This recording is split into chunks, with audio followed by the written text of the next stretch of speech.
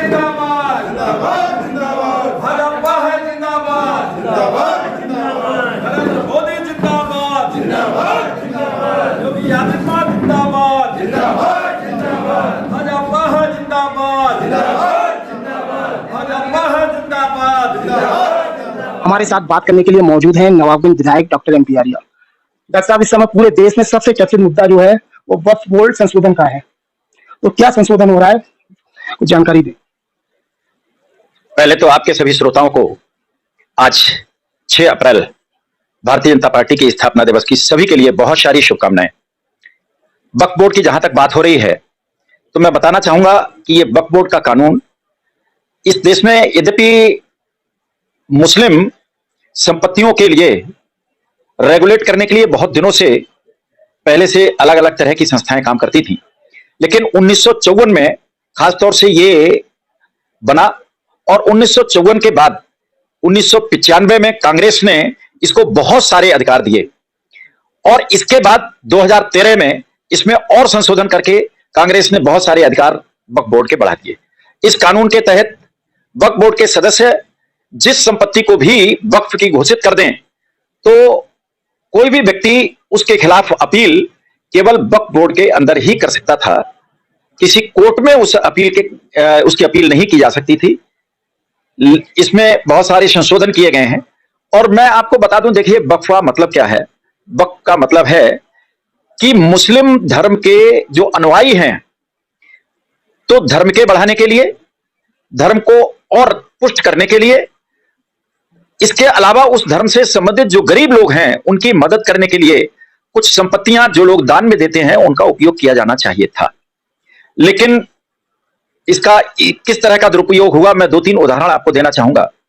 एक तो बताना चाहूंगा कि वक्फ की संपत्तियां 2013 तक जहां 18 लाख एकड़ जमीन वक्फ बोर्ड के पास थी, वही बढ़कर के 2025 में 21 लाख एकड़ और बढ़कर के 39 लाख एकड़ हो गई, केवल 2013 से 2025 तक। ये कैसे बढ़ी है डॉक्टर साहब? अब ये कैसे बढ़ी ये कहना तो मुश्किल है, क्योंकि वक्फ बोर्ड के लोगों ने अलग अलग तरीके से बहुत सारे कब्जे भी किए हैं, कुछ लोगों ने दान में दी हैं और बहुत सारी सरकारी संपत्तियों पर कब्जे किए गए। इसके नियम क्या है डॉक्टर साहब? अगर वक्फनामा अगर कोई करवा रहा है, रजिस्टर्ड करवा रहा है, तो वो प्रॉपर्टी क्या रजिस्टर्ड बनी जाएगी? यस, वक्फ बोर्ड को अगर कोई दान दे रहा है वास्तव में तो रजिस्टर्ड कराई जानी चाहिए या दान पत्र लिखा जाना चाहिए। ये संपत्तियां फिर बाकायदा रजिस्ट्री के द्वारा या जो खतौनी है उसमें आना चाहिए, जबकि जो वक्फ की संपत्तियां जिन पर वक्फ बोर्ड अपना हक जता रहा है उनमें से लगभग 70-80% संपत्तियां खतौनियों में नहीं है, उनके कागज नहीं है, जबरदस्ती उन पर कब्जे हैं। लोगों ने इनके दुरुपयोग के 2-3 उदाहरण बताना चाहूंगा। देखिए, जहां इन संपत्तियों की आय से गरीबों की मदद की जानी चाहिए थी तो इनकी आय क्यों नहीं बढ़ी? जब 2013 तक 18 लाख एकड़ जमीन इनके पास थी और जब इससे दुगने से भी ज्यादा 39 लाख एकड़ जमीन इनके पास हो गई, लेकिन आय विशेष नहीं बढ़ी, तो ये पैसा कहां जा रहा था? एक बात। औने पौने में दूसरे तीसरे लोगों को दी जा रही थी। बड़े बड़े लोग, खासतौर से वक्फ बोर्ड से जुड़े हुए लोग इसका दुरुपयोग कर रहे थे। मैं आपको उदाहरण देना चाहूंगा, जो ओवैसी कूद कूद करके बात कर रहे हैं संसद के अंदर, इन ओवैसी ने मैरियट होटल वक्फ की संपत्ति पर बनवाया है हैदराबाद के अंदर, और जिसका किराया केवल नाम मात्र का लिया जाता है, बाकी का पैसा मैं तो निश्चित रूप से कह सकता हूं ओवैसी जी ले रहे हैं। नहीं, इसके अलावा डॉक्टर साहब जो मुस्लिम समाज के बहुत से लोग हैं, बहुत संख्या में जो लोग हैं, वो उनका ये कहना है जो संपत्ति जो रजिस्टर्ड नहीं है, जो हम लोगों ने वक्फ कर दी थी, जो मस्जिद या मदरसे या जो भी इस्लामिक जो संस्थाएं हैं उनके नाम, उनके लिए सरकार की मंशा ये है, उन्हें छीनने की मंशा है। देखिए, सरकार चीजों को नियमित करना चाह रही है। ये मुस्लिम के हक में बहुत बड़ा संशोधन है, मुस्लिम के हक में है, मैं आपको बता रहा हूं, गरीब मुस्लिमों के हक में है।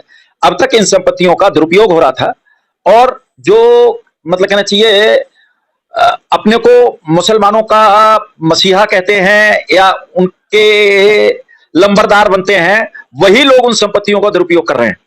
जो उसका फायदा गरीबों को मिलना चाहिए वो उनको नहीं मिल पा रहा है। ऐसे में क्या होगा डॉक्टर साहब, जो रजिस्टर्ड नहीं है उन संपत्तियों का क्या होगा? जो रजिस्टर्ड संपत्तियां नहीं हैं वो संपत्तियां निश्चित रूप से सरकार में चली जाएंगी। अन्यथा जो कोई पहले से ये शो कर दे कि ये संपत्ति मैंने दी है और ये मेरे नाम है, वो संपत्ति के कागज अगर दिखाता है, इसके बाद वो कहता है मैंने ये संपत्ति वक्फ की है, तो वो वक्फ बोर्ड को चली जाएगी। आपकी विधानसभा में कितनी संपत्तियां हैं इस तरीका की जो वक्फ? मेरे पास अभी रिकॉर्ड नहीं है, लेकिन मुझे कुछ संपत्तियों की जानकारी है जो वक्फ बोर्ड के नाम से गलत तरीके के जिनका उपयोग हो रहा है। नवाबगंज की बात कर रहे हैं? बिल्कुल, नवाबगंज विधानसभा के अंदर की बात कर रहा हूँ। नवाबगंज विधानसभा में भी जैसे धिमरी की एक जमीन का मुझे मालूम है कि वक्फ बोर्ड के नाम चल रही है, लेकिन उसका दुरुपयोग किस तरह से हो रहा है ये भी बता दूंगा आपको। एक अकेला आदमी है जो कब्जा किए हुए है उस पर, और उसने उसे बटाई पर उठाया हुआ है। इसके अलावा चर्चा ये है कि स्टेशन रोड पर करीब जमीन है जो वक्फ कर दी गई, लेकिन बाद में नोटरी के माध्यम से, बैनामा नहीं नोटरी के माध्यम से उस जगह को बेच दिया गया। देखिए, ये काम सरकार का है और सरकार के जो अधिकारी हैं वही इन सब चीजों की ढूंढ खकोर करेंगे। सरकार के अंग तो आप है ना, विधानसभा के मुखिया आप हैं, विधायक आप हैं। अगर इस तरीका की कहीं कोई जानकारी आ रही है तो उस पर कार्रवाई कराने का काम आपका है। देखिए, जो मेरा दायित्व है मैं उसका निश्चित रूप से पूरा निर्वहन करूंगा, लेकिन बाकी का काम अधिकारियों का है, निश्चित रूप से उन्हें वो अपना काम निभाने दीजिए। तो मुस्लिमों का ये कहना है कि नुकसान होगा, हमारी जो संपत्ति वो छीन ली जाएगी। ये फिर से मेरा दोबारा वही सवाल है, क्या कहेंगे इस पे? देखिए, ये काम भड़काने का जो मुस्लिम नेता है जो वोट की राजनीति करते हैं और वक्फ बोर्ड लेकर के राजनीति में लिप्त हैं, वही इस तरह की बातें करते हैं।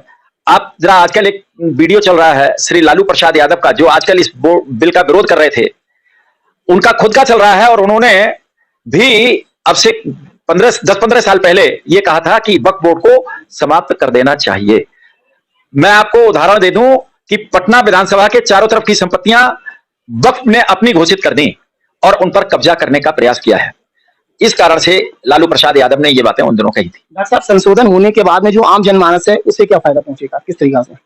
देखिए, जो मुस्लिम गरीब आदमी है, संपत्तियों का इनका सारा ब्यौरा निकल आएगा, इनसे आय बढ़ेगी और वो आय गरीब मुस्लिमों में लगाई जाएगी, बाकी धार्मिक कामों में लगाई जाएगी। इस तरह से मुस्लिमों को निश्चित रूप से फायदा होने वाला है। बिल्कुल। इसके अलावा भाजपा स्थापना दिवस भी आज है, विधायक हैं आप नवाबगंज विधानसभा की, क्या कहेंगे? देखिए, आज भारतीय जनता पार्टी का स्थापना दिवस है। इस स्थापना दिवस को बहुत ही धूमधाम के से पूरे देश और प्रदेश के अंदर मनाया जा रहा है। मैं सभी भारतीय जनता पार्टी के पदाधिकारियों को, कार्यकर्ताओं को और शुभचिंतकों को शुभकामनाएं देता हूं और बताना चाहता हूं कि भारतीय जनता पार्टी का जो जाजुलमान इतिहास है, जिसके 1980 में 6 अप्रैल के दिन स्थापना के बाद से जो लगातार पार्टी ने प्रगति की है कि पहली बार में चुनाव में केवल 2 सीटें प्राप्त की और इसके बाद लगातार केंद्र में 3 बार सरकार बनाई। इस समय 17 प्रदेशों में हमारी पूर्ण बहुमत की सरकार है। इसके अलावा 4-5 प्रदेशों में हमारी दूसरे दलों के साथ में सहयोग से सरकार बनी हुई है। इतना काम कर रही है और खासतौर से भारतीय जनमानस के लिए, भारत देश के लिए बहुत ही काम किए हैं, इस देश के उत्थान के लिए। मैं कुछ उदाहरण देना चाहूंगा कि पहली बात तो अगर आर्थिक रूप से बात करूं तो दुनिया में जहां भारत 2014 तक 11वें स्थान पर था वित्तीय स्थिति में, आज 5वें स्थान पर है और यही प्रगति चलती रही तो निश्चित रूप में 2027 तक हम दुनिया में आगे बढ़ते हुए 3रे स्थान पर पहुंच जाएंगे। पहले अटल बिहारी वाजपेयी के समय में जिस तरीका से भाजपा की कार्यशैली थी और अब किस तरीका का अंतर है? देखिए, भारतीय जनता पार्टी में कोई परिवर्तन नहीं हुआ। भारतीय जनता पार्टी हमेशा सिद्धांतों पर काम करने वाली पार्टी रही है। श्री अटल बिहारी वाजपेयी का काम करने का तरीका अपना अलग था और श्री नरेंद्र मोदी जी और अमित शाह के समय में पार्टी अलग तरीके से काम कर रही है। मैं ये बात जरूर कह सकता हूं कि अब हम आक्रामक रूप से काम करते हैं, केवल रक्षात्मक नहीं रहते हैं। यही आक्रामकता का निश्चित रूप से अंतर कहा जा सकता है। इसके अलावा डॉक्टर साहब, स्थानीय जो मुद्दा है अटल आवासीय विद्यालय, जिसका उद्घाटन भी मुख्यमंत्री जी ने करा था, तो वहां के जो ग्रामीण हैं वो आज आपके गेट पे भी आए थे, धरना की बात कर रहे थे, यहाँ पे धरने पे बैठ जाएंगे। उनका ये कहना है उस गांव का शिलापट में नाम नहीं है, बहुत विरोध कर रहे हैं। बड़ा उनके दिल पे आघात पहुंचा है कि हमारे गाँव में इतना बड़ा विद्यालय खुला है लेकिन नाम और मंच से किसी नेता ने नाम नहीं लिया उस गाँव का। इसको लेकर क्या कहेंगे? देखिए, ये अपनी अपनी सोच है। विद्यालय तो अधकटा नजराना में ही रहेगा, विद्यालय तो वहीं उठ करके नहीं चले जाएगा। जब भी कहीं चर्चा होगी, बात होगी, लोग पता पूछेंगे तो सब अधकटा नजराना का ही बताएंगे। और कहते हैं हाथी के पैर में सबके पैर समाते हैं। अगर मैं जर्मनी जाऊंगा तो मैं ये थोड़ी बताऊंगा कि मैं बरेली में रहता हूं, फिर मैं वहां बताऊंगा मैं भारत का रहने वाला हूं। अगर मैं केरल में जाऊंगा तो वहां बताऊंगा उत्तर प्रदेश का रहने वाला हूं। उत्तर प्रदेश में आऊंगा तो मैं बताता हूं बरेली का रहने वाला हूं। ऐसे ही अधकटा नजराना की वो पहचान नहीं है जो नवाबगंज की पहचान है। नवाबगंज में अटल आवासीय विद्यालय बना है लेकिन बना तो अधकटा नजराना में है। ये अपनी अपनी सोच है, लेकिन उनकी सोच का भी सम्मान किया जाएगा। मैं माननीय मुख्यमंत्री जी को उनका संदेश पहुंचाऊंगा। इसके अलावा पीजीआई जो मेडिकल संस्थान है, यूपी का बहुत बड़ा संस्थान, उसके आप सदस्य बने हैं, तो ये संस्थान के बारे में बताएं, किस तरीके से कार्य करता है? देखिए, संस्थान सरकारी संस्थान है वैसे तो, और तृतीय लेवल का चिकित्सा का काम करता है, जहां जो दुसाध्य मरीज होते हैं, बाकी जगहों पर ठीक नहीं होते हैं, ऐसे मरीज वहां पर जाते हैं। उसकी अपनी एक गवर्निंग बॉडी है। मैं भारतीय जनता पार्टी के उत्तर प्रदेश के अपने नेतृत्व के लिए बहुत सारा धन्यवाद देता हूं और बधाई देता हूं इस बात के लिए कि उन्होंने मुझ जैसे व्यक्ति को वहां की गवर्निंग बॉडी का सदस्य बनाया। उसके लिए उनका फिर से एक बार धन्यवाद करता हूं। चर्चा ये है, वहां पर सिफारिश काम आती है, सिफारिश लेनी पड़ती है किसी नेता की, बड़े नेता की, तब जाके वहां पे लोग एडमिट हो पाते हैं। कहाँ तक ठीक है? नहीं, ऐसा नहीं है। बहुत बड़ा अस्पताल है, सीधे भी मरीज भर्ती होते हैं, डॉक्टर्स जिसको समझते हैं उसे भर्ती करते हैं। हाँ, ये बात जरूर है कि पूरे प्रदेश में अपनी तरह का एक अलग अस्पताल है, इसलिए उस पर दबाव बहुत रहता है, मरीजों की संख्या बहुत ज्यादा रहती है, तो कई बार वहां सोर्स सिफारिश की जरूरत होती है। उसके लिए अपने क्षेत्र के मरीजों की मैं बराबर सेवा करता हूँ। 4 साल होने जा रहे हैं डॉक्टर साहब, लगभग रोडवेज नहीं बन पाया। अब पहला आपके एजेंडे में पहला कार्य था कि नवाबगंज का रोडवेज बनेगा। देखिए, पहली बात तो सुधार करना चाहूंगा, 4 साल नहीं, अभी 3 साल हुए हैं। 3 साल, ठीक। दूसरी बात, 2 जगह चिन्हित की गई हैं और जिन्हें डीएम के यहाँ मैंने भेजा है संस्तुति के लिए, एक बार हो जाए, बात हो गई है। और अगर उनमें से कोई एक जगह आरएम देख गए हैं, दोनों को रोडवेज के लोग देख गए हैं, अगर उनमें से किसी एक जगह को पास किया गया तो रोडवेज जल्दी बनेगा। कौन सी दोनों जगह हैं? एक जगह शमशान भूमि के पास में है और दूसरी यही वाली जगह एसडीएम साहब के आवास के ठीक सामने, सड़क के उस पार। दोनों में से एक सिलेक्ट हो सकती है, लग रहा है आपको? कोई भी जगह हो सकता है कि अगर रोडवेज के लोगों को पसंद आएगी तो उन्हीं में से बन सकता है। लाइब्रेरी कहाँ बनने की है? लाइब्रेरी में कुछ काम नहीं हुआ है अभी तक। देखिए, लाइब्रेरी की व्यवस्था दूसरी तरह की बन रही है। एक तो सरकार ने अब इस तरह का कर दिया है कि जितने भी ग्राम सचिवालय हैं, हर सचिवालय में डिजिटल लाइब्रेरी बनेगी। इसके अलावा नवाबगंज में भी एक बड़ी लाइब्रेरी बनने जा रही है, नवाबगंज नगर में भी, जिसके लिए प्रस्ताव गया हुआ है और निश्चित रूप से प्रस्ताव पास हो जाएगा। सरकार की ऐसी मंशा है कि लाइब्रेरी बन जाएगी। वैसे मैंने भी 1 एकड़ भूमि अटकटा नजराना में माननीय मुख्यमंत्री जी से मांगी थी, प्रस्ताव उसका भी गया हुआ है, लेकिन अब वो मुझे उतनी ज्यादा यूजफुल नहीं लगती है, क्योंकि जब हर ग्राम सचिवालय के अंदर लाइब्रेरी, डिजिटल लाइब्रेरी बन जाएगी तो उसकी उपयोगिता कम हो जाएगी।